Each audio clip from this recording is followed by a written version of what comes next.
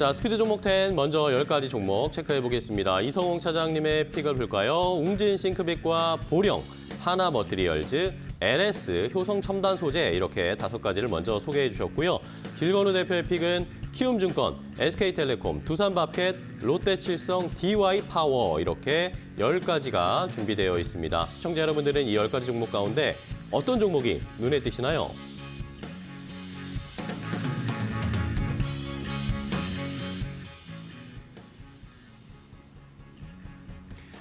자, 이렇게 두 분이 10가지 종목을 소개를 해주셨습니다. 먼저 공개해드린 이 10가지 종목 가운데 여러분들 보셨죠? 이 종목 가운데 내가 가지고 있다거나 아니면 관심이 생겨서 이 정도에는 좀 매수해 볼 수 있지 않을까 궁금하신 분들은 매수가 목표가 아니면 종목에 대한 더 자세한 궁금증을 저희에게 보내주시면 됩니다. 유튜브 라이브 댓글창 항상 열려 있고 샵 3772번 문자로도 주시면 저희가 더 자세하게 안내를 해드리겠습니다.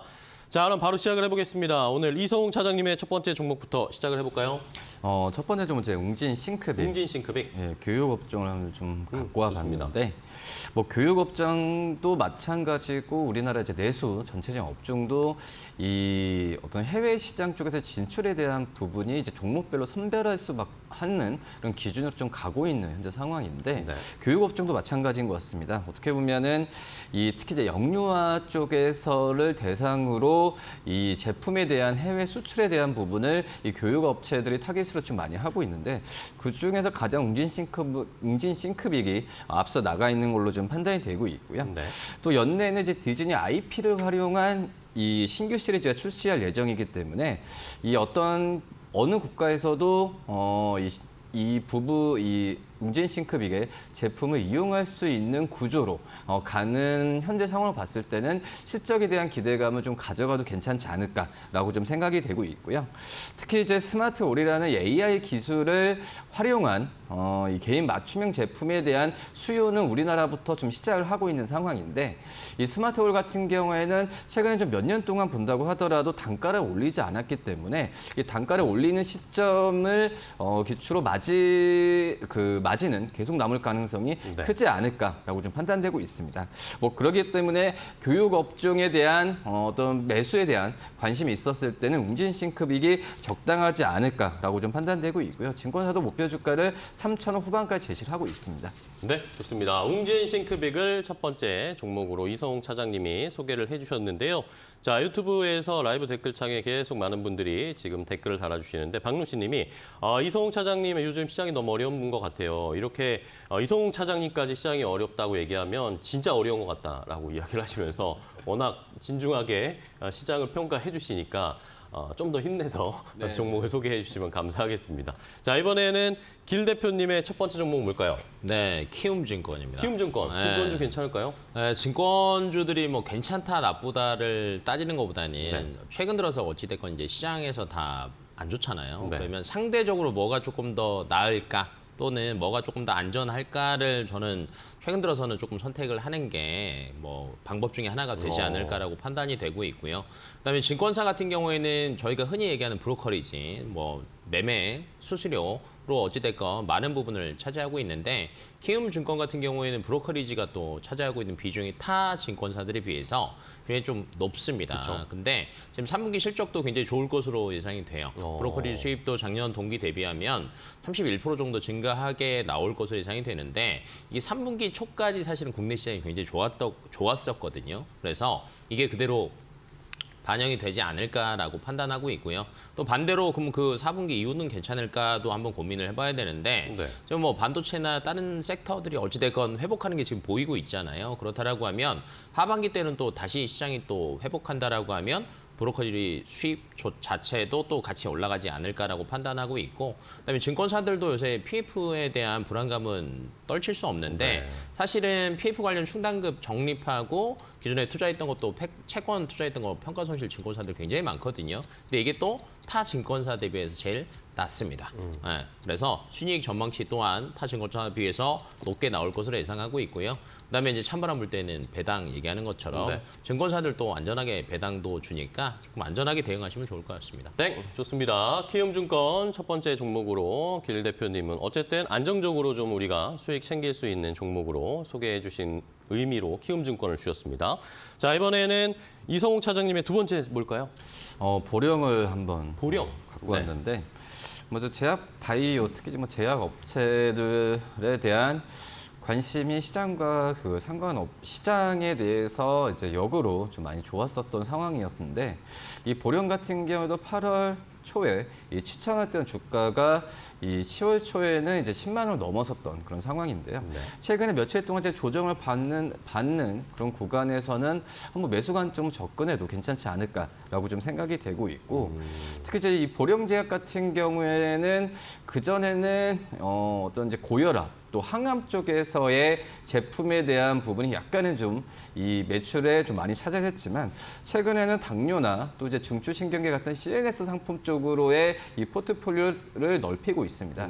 이 그런 점에서 봤을 때 보령제약이 어떻게 보면 큰 어떤 제약사라기보다도 중견기업이라고 볼 수 있겠는데 이런 여러 가지의 외형 성장에 대한 기대감이 지금 있는 상황으로서 이 중형 어떤 제약사보다도 큰 제약사로 발돋움할 가능성이 그전 평가가 많이 좋다라고 볼 수 있겠고 그리고 이제 보령의 대표 품목이 바로 이제 카나부죠. 뭐 이 부분이 이 올해 2월 달에 특허가 만료되면서 내년 초에 제네릭을 출시합니다. 뭐 그런 점에서 봤을 때 이 카나부에 대한 출시 후에 어떤 카나부 플러스라고 좀 볼 수 있겠죠. 이 매출에 대한 상당 부분 잡힌다는 걸 보면은 제가 봤을 때도 올해 실적보다는 내년 실적을 대비해서 매수관 좀 적으는 게 맞지 않나 판단됩니다. 좋습니다. 내년을 보고 중장기적으로 보령을 담아보자라는 의견을 주셨고요. 자, 이번엔 길건우 대표님의 다음 종목입니다. 네, SK텔레콤입니다. SK텔레콤. 두 번째도 조금 안전하게 가는 그러게요. 게 낫지 않을까라고 판단이 되고 있고 뭐 전통적으로 배당의 통신이 그래도 안전하게 가고 있다라는 거. 그다음에 3분기 영업이익 같은 경우에도 뭐 작년 대비하면 한 6% 정도 올랐습니다. 그러니까 꾸준하게 사실은 5G 점유율을 계속 1등을 가져가고 있다는 거에 이제 포커스를 맞추시면 될 것 같고요. 네. 근데 결론은 이제 저희가 항상 고객층을 확보를 하려면 뭐 말 그대로 마케팅비도 많이 들어가잖아요. 근데 기존에 대비해서 마케팅비가 최근 들어서 조금 많이 적게 나가고 있습니다. 그러다 보니까 마진율이 조금 더 좋아지고 있다라고 생각하시면 될 것 같고 그래서 이제 올해 아마 기준으로 전체 연간 배당액이 한 7,200억 정도 예상하고 있고요. 이거 만약에 분기 배당 한다라고 하면은 사실은 분기당 한 830원 정도 배당하는 거거든요. 그러면 나쁘지 않습니다. 어찌됐건 은행에다가 저축하는 것보다는 훨씬 더 그래도 안전하게 뭐 배당 수익률만 가져가더라도 손실은 아니다라고 생각하시면 될 것 같고요. 그다음에 SK텔레콤 얘기했던 자사주 3천억 취득, 2천억 네. 소각 꾸준하게 진행하고 있거든요. 그래서 어찌됐건 주주 친화적인 정책은 계속하고 있어요. 그래서 배당이랑 자사주 소각 포함하면 거의 한 8에서 9% 정도는 저희가 주식에 투자하고 환원을 받는다라고 생각하시면 될 것 같고요. 그다음에 이제 텔레콤, 그러니까 통신 회사들 같은 경우에 AI에 대해서 그렇다 할 걸 내놓은 게 없거든요. 근데 SK텔레콤에서 지난달에 이제 공개한 게 있죠. 그래서 정식 출시한 ADAS를 통해서 제가 볼 때는 AI 사업 방향이 어느 정도 정해졌다라는 거 향후 구독 서비스로 여기서도 수익이 나올 수 있다라고 생각하시면 될 것 같습니다. 좋습니다. SK텔레콤 통신주 역시 연말을 대비하고 또 안정적으로 투자할 수 있는 두 번째 종목을 소개해 주셨고요. 자, 이번에 이성욱 차장님의 세 번째 종목 뭘까요? 하나머티리얼즈. 하나머티리얼즈. 우선 뭐 하나머티리얼즈와 마찬가지로 이제 반도체 소부장주들도 약간은 좀 쉬어가는 모습을 보여주고 있긴 네. 하지만 지금 현재 구간에서는 또 이제 종목들을 한번 이제 반도체 소부장 안에서 고를 필요가 있다라고 좀 생각이 되고 있고요. 지금 이제 하나머티리얼즈도 3분기 실적에 대한 기대감은 낮습니다. 그렇기 때문에 뭐 이 부분은 이 반도체 소부장 기업들이 전체적으로 이 3분기 실적에 대한 기대감은 많이 낮춘 상황이고 오히려 전반 기업인 삼성전자나 SK하이닉스에 좀 유동성이 몰리는 모습 보여주고 있는데 뭐 하나머티리얼즈 같은 경우에도 3분기 영업이익에 대한 부분에 있어서도 지금 그전에는 거의 130억까지 이상을 예상했었지만은 지금 80억 수준으로 좀 내려왔던 그런 상황이라고 볼 수 있겠고요. 하지만 이 부분은 지금 7, 8월 달 주가 좀 충분히 좀 반영이 되지 않았나. 오히려 3분기 실적보다도 그 이후에 어떤 반도 사이클과 함께 이 연말과 어떤 내년 상반기 때 실적을 기대하면서 지금은 이 주가가 좀 매수 관점으로 들어오고 있지 않나라고 좀 판단이 되고 있고요. 특히 이제 SIC 포커스 링, 이 적용 범위가 많이 확대가 되는 시점에서는 어떻게 보면은 이 반도체에 대한 부분도 많이 세분화가 되는 상황에서 이 하나 머티리얼즈 제품에 대한 수요 부분은 계속 늘어날 가능성이 있지 않을까라고 좀 생각이 되고 있고요. 네. 그리고 이제 TL, 시각 장비의 어떤 이 시장 점유율이 높아지는 걸 봤을 때도 이 하나 머티리얼즈의 추가적인 상승률은 계속 있지 않을까 판단됩니다. 네, 좋습니다. 하나머티리얼즈 반도체 관련 종목도 이제 조금씩 잘 살펴보고 골라놔야 되겠죠. 하나머티리얼즈까지 들어봤습니다. 이번에는 길건우 대표님의 세 번째 종목입니다. 네, 두산 밥캣입니다. 두산 밥캣. 네, 오늘 갑자기 이제 주식이 조금 빠지고 있는데 사실은 네. 그렇다 할 이유는 사실 크게 나올 건 없거든요. 그래서 사실은 이제 두산 밥캣 같은 경우가 실적이 계속 좋아짐에 따라서 사실은 많이 주가가 올랐었고요. 네. 지금 살짝 조정을 당하고 있다라고 생각하시면 될 것 같고 그렇다라고 하면 실적에 대한 훼손만 없다라고 하면 주가는 충분히 다시 회복할 수 있거든요. 그래서 이제 실적을 먼저 보셔야 되는데 3분기 실적은 나쁘지 않을 것으로 보여집니다. 네, 컨센서스를 소폭 상회하지 않을까라고 예상하고 있고요. 아마 이제 대부분의 섹터들을 보시면은 3분기 실적 가이던스가 조금 많이 떨어져 있는데 이런 건설 기계 쪽 같은 경우에는 그래도 어찌됐건 그 수치가 많이 떨어지지 않고 있거든요. 근데 이거를 소폭 상회한다는 것만으로도 저는 나쁘지 않다라고 보고 있고 지금 최근 들어서 북미 쪽에서 딜러망이 꾸준하게 늘어나고 있다라는 얘기들은 굉장히 많이 들으셨을 네. 거예요. 19년도에 딜러망이 한 570개 정도밖에 안 됐고요.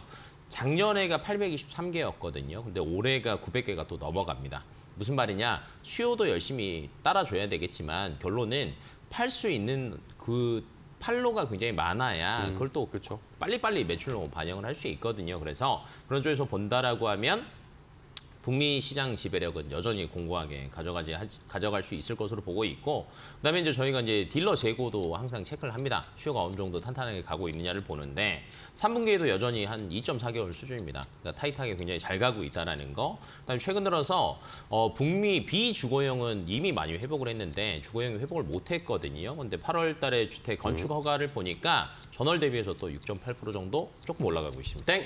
좋습니다. 두산 밥캣까지 실적도 기반한 종목으로 하나 소개를 해주셨어요. 자, 이번에는 이성웅 차장님의 네 번째입니다. LS. LS.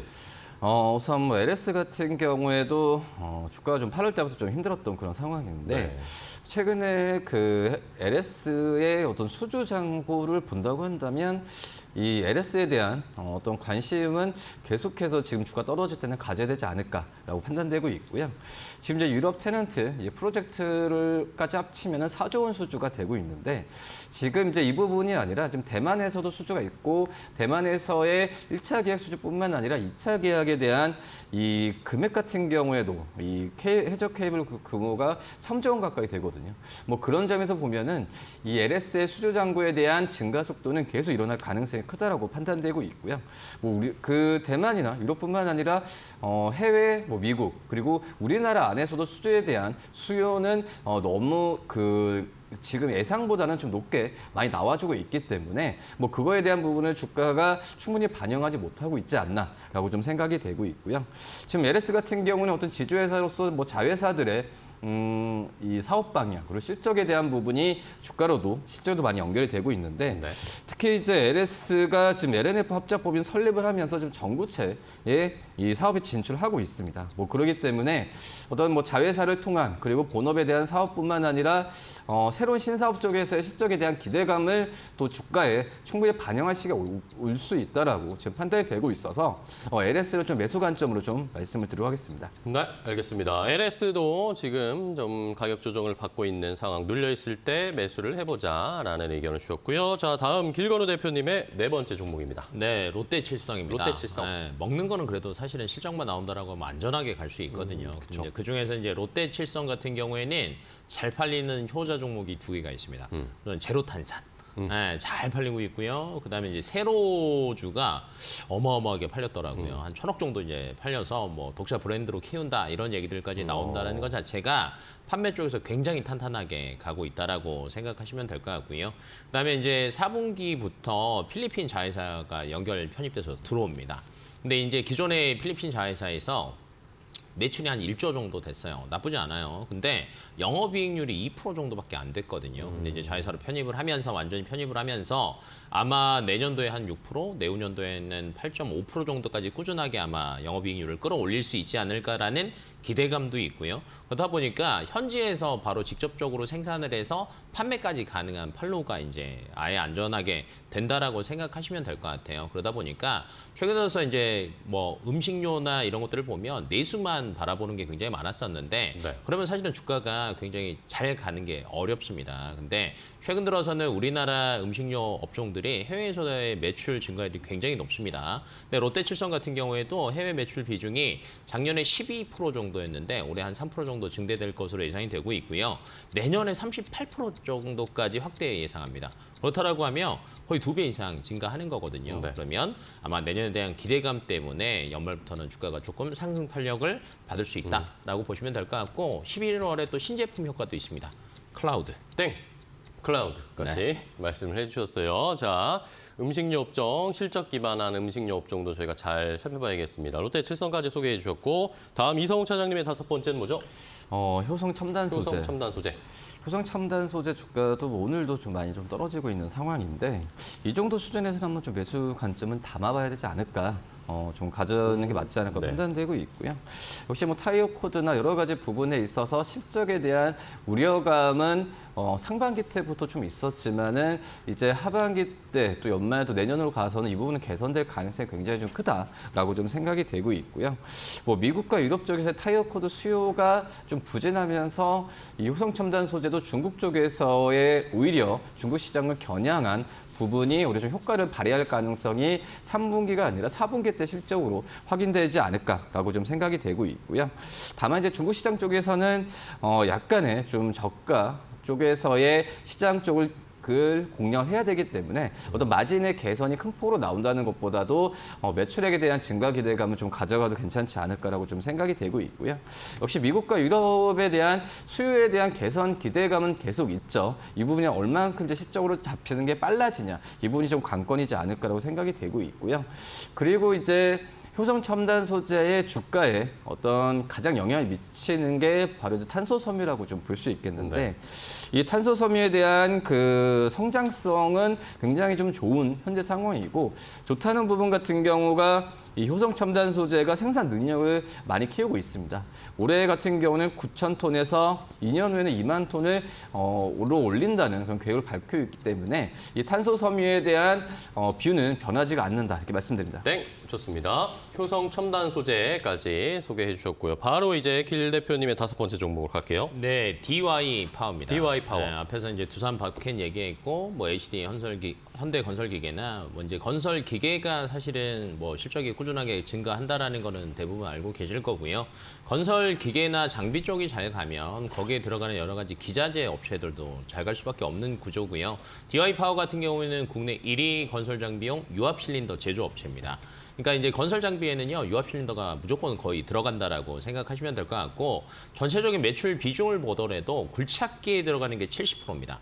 이 굴착기에 들어가는 게 대형 이제 건설 장비라고 생각하시면 될 것 같고요. 그다음에 이제 고소 작업차라고 하는 게 한 20% 정도, 지게차나 로더에 한 10% 정도 들어가는데. 고소 작업차라는 걸 이제 처음 들어본 분들이 굉장히 많으실 네네. 거예요. 북미에서 그래 굴착기 많이 하는 건 알겠어. 근데 고소 작업차들도 최근 들어서 굉장히 호황이라고 얘기합니다. 이게 뭐냐면 그 저희가 이제 그 좀 높은데 일을 해야 될 때 사다리차 말고 좀 이렇게 수직 상승하는 거나 쭉 다리 나와서 이렇게 위에 올라가서 작업하는 거 있잖아요. 네네네. 그걸 이제 고소 작업차라고 하거든요. 근데 최근 들어서 미국 쪽에서 꾸준하게 자금이 집행되는 것 중에 하나가 인프라 투자 법안 이후에 네네. 꾸준하게 전력 인프라 쪽도 투자가 되고 있잖아요. 여기에 굉장히 많이 필요한 게 이 고소 작업차라고 생각하시면 될 것 같아요. 그래서 매출이 굉장히 꾸준하게 증가를 하고 있다라는 거. 그러다 보니까 북미 쪽에도 주 고객사들의 매출 가이던스가 2분기, 3분기 넘어가면서 가이던스가 유일하게 17% 정도 상향 조정됐습니다. 그럼 당연히 우리도 17% 상향 조정을 하는 게 맞다라고 생각하시면 네. 될 것 같습니다. 알겠습니다. DY 파워까지 함께 10가지 종목을 빠르게 좀 소개해 드렸는데요. 저희가 이렇게 전해드리는 방송 내용은 시청자 여러분들의 투자에 참고가 되는 내용을 알려드리는 겁니다. 최종 투자 판단과 결정은 시청자 여러분들께서 직접 내려주셔야 한다는 것은 다시 한번 강조를 드리겠습니다.